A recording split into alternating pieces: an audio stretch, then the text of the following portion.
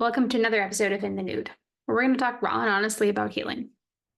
Today, I want to talk about feelings, nothing short of feelings. I don't know about you, but I have this list of a black and white list of good feelings and bad feelings. Like it's great to feel happy, that's a good feeling, but it's bad to feel sad or embittered. And I want to challenge the notion that there is dichotomy and morality to feelings. What in your experience that you have lived through creates that dichotomy? While sadness is not necessarily a pleasant feeling to exist in, could you fully understand joy without it? Maybe that sadness is there for a reason for us. Maybe it's to help us fully encompass and see the breadth and beauty in which we can enjoy life. Maybe it's to help us resonate and connect with other people. But I've been having this discord and this dissonance over the last couple of years of trying to deal with the feelings that I don't want to feel. In our effort to push away and vilify particular feelings, we actually push away and diminish all of the feelings. I don't want to feel less joy. Do you want to feel less joy? But in that process of trying to say, no, I don't want to be bitter. No, I don't want to be angry. No, I don't want to be sad, or that's bad. In that same process, in that same effort to push away, I've also pushed away the joy.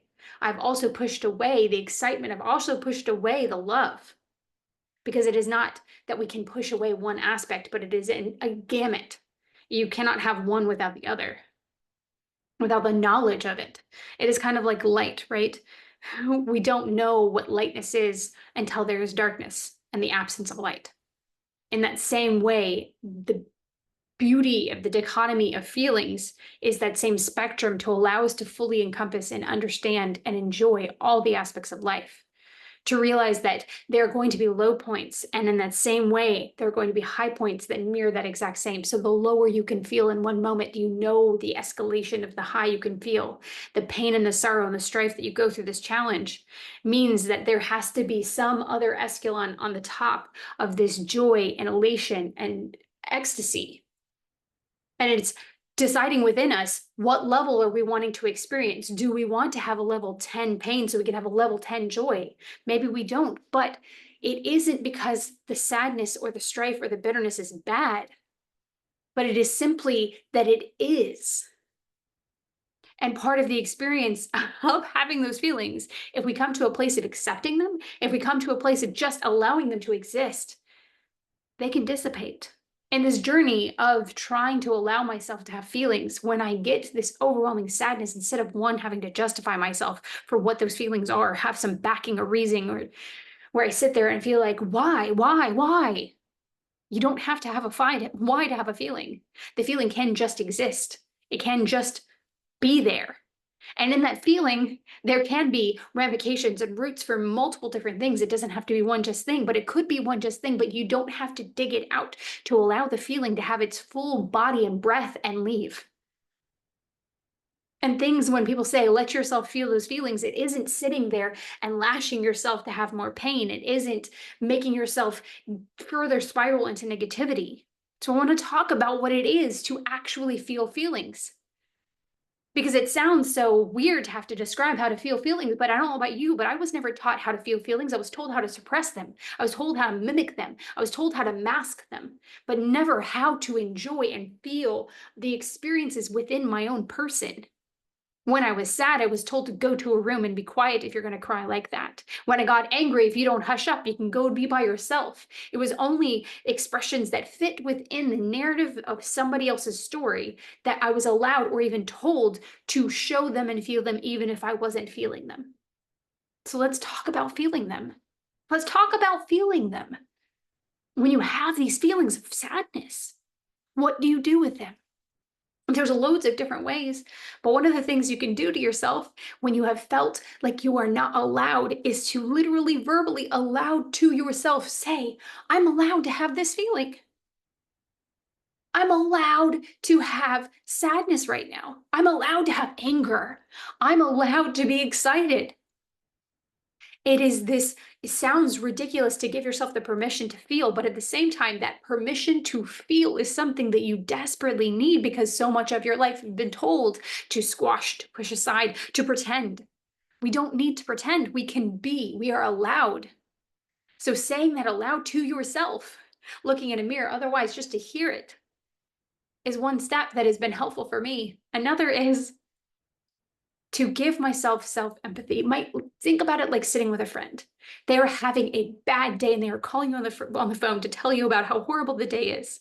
And what they're wanting to hear on the other side is you to say, "Yeah, I understand." So we can do that for ourselves, where you sit there and you think about your day and you're like, "No wonder I'm sad. This, and this happened today. No wonder I'm sad." Think about if you don't know what it is, particularly today, you could think about the encompassing things that you've been through. No wonder you're sad. Your body is now processing all these things. No wonder. It makes it devilified. It makes it natural. It makes it seem completely copacetic because it is. But we are giving ourselves the grace to be allowed and giving ourselves the empathy to understand that it is a normal thing to feel. And then something else that I do personally is when I'm in the midst of having, say, sadness, I will find a song that I know in the past has triggered me to be in a very sad place. Whether it is associated with a particular memory or otherwise, or it just has the embodiment and feeling. Because when I see feelings, see music, I have the feeling. It overcompasses me. No matter what the lyrics are, the vibe, the feel, the essence of the music, I am emotionally moved with it. So I find a song that I know exists in that way. And I place it on and I lay in a fetal position. I hug myself. I bring a tissue because I know I'm going to cry. And I rock and I say, "It's okay. You can just be." And I sit there and I be with myself. And I allow the crying to occur. And I don't try to stuff it down. I don't try to make it go aside. I just let it exist. And while the tears run down my face and the snot billows from my nose, I sit there and I notice what it is like in my body in this moment. I am allowing the feeling to feel, but I am paying attention to and observing myself in the process of it. Where is this feeling? Is it deep down in my throat, clenched and tight? Hard to breathe through what feels like someone choking me? Is it deep in my stomach like a hollow rock? Is there a tension and tightness between my shoulders? Is it hard for me to take deep breaths? And I just look at and I pay attention to my body while I give myself compassion to feel. I allow it all to exist while I take deep breaths whenever possible. And I've noticed in that process that the feeling doesn't stay. It doesn't reside in just I always had this fear that if I got sad, I would just stay sad and it would be this like deep pitted depression that would never end. And while that can happen, but that usually has to do with cycling on it and ruminating on the same thoughts over and over, but it doesn't actually have to do with the feeling. Because when we ruminate, we are thinking, which means we are disassociating from ourselves and the being, which leaves us holding the bag of the feeling. And so we're sitting there ruminating. All we're doing is we're churning on the thoughts that shove our feelings further aside, disassociating us further, abandoning us further. Versus when we sit there and we allow ourselves to actually feel, we allow ourselves to move the fluid within our body with crying or say it's anger. Allow yourself to listen to a song that makes you feel connected to somebody else who understands that anger. There's music that has rage in it because people feel the rage. They have those moments, they have that frustration on purpose and on point, and they create art to resonate with other people and connect and offer up their rage to say, "Hey, it's normal, it's okay. No wonder you're angry." Fill in the blank, why? And you might find in that anger that you want to move your body. You want to sweat. You want to go do yard work and pull weeds. You want to go punch a punching bag. You want to go run in the neighborhood. You want to go scream at the top of your lungs. You want to go hike. You want to do anything, but you move the fluid in your body and you allow yourself to feel the feeling. And when you do that, you pay attention to what your body is doing. Now let's talk about the why. We talked about it's I'm allowed to feel the feeling. You're giving yourself permission. We talked about the fact that when you say no wonder, you're giving yourself the empathy. But when you sit there and you pay attention to your body while you're feeling it, is you're allowing yourself to go through the emotion, have the connection with yourself and the empathy with yourself in that.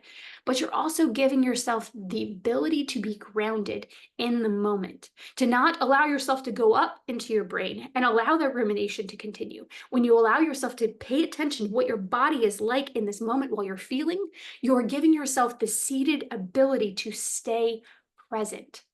I don't know about you, but staying present is not a strong suit. Being in my head, ruminating, perfectionism, escaping into work, escaping into anything, those are all things I understand and can completely do by default with no effort. But to remain present is an active exercise. I've gotten better over it over the years of practicing it, but it is still an effort.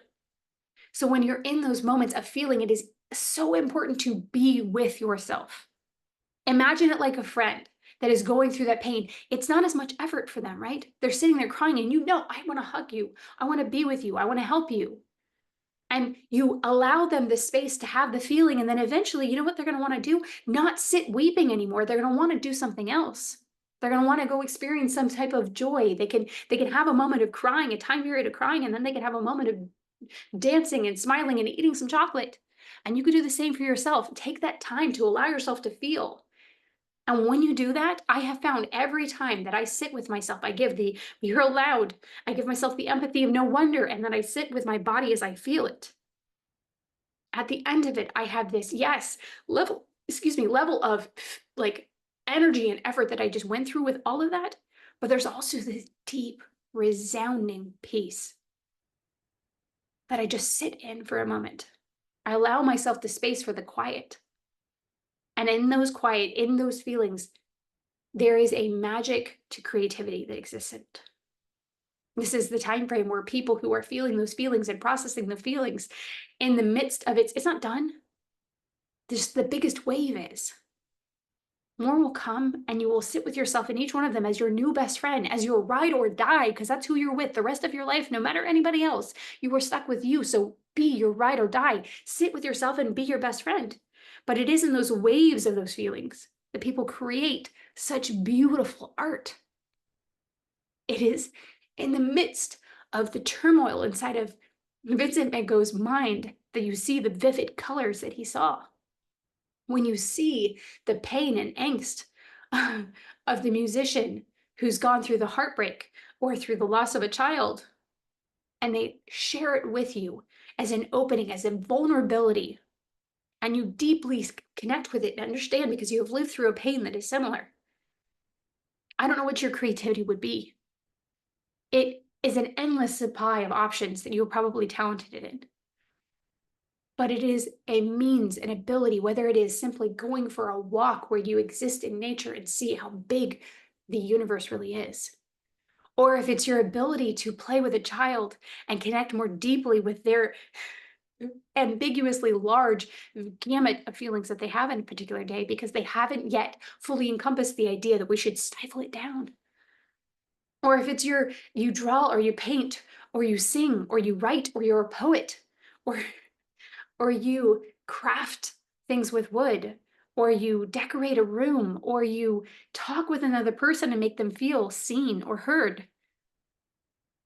Or if it's simply you existing and your true authentic feelings moving about the world as a positive energy and frequency for the people to bump in next to and be lifted. I'm not sure what your creativity is, but it is through fully feeling our feelings in every one of the ones that we don't even want to feel. That one, allow us the full encompassing beauty of all of our feelings, but also the joy of the creativity process, the joy of the existence, the letting go of the turmoil and strain, and finding enjoyment in the process of being. So I challenge you today. I challenge you this week that when you find yourself in a safe place, when you find yourself in the pit of in a swing of an emotional wave, that you find time, 5 minutes, right before you fall asleep, 5 minutes right after you wake up, whenever you can find the time to find a safe place, allow yourself to give yourself the permission to feel. You're allowed to feel this. Give yourself the empathy to say, man, no wonder. Think about all you've been through. And then sit with yourself as you allow your body to feel and express itself through that feeling. Observe it, watch it, sit with it. You're worth that energy, you're worth that effort, and you can alleviate and not feel the weight of all of that pent up, pushed down, shoved aside, and maskedness. It doesn't have to be that way. It's a feeling. It is. We don't need it to be labeled a particular thing. It's going to exist either way. There's no point in moralizing something that is. It's a part of you. It's okay to feel sad. It's okay to be angry. There's a lot of things in this world that have happened to you, around you, beside you, that is worth and is understandable for you to be angry at, bitter at. Give yourself the grace. You deserve it.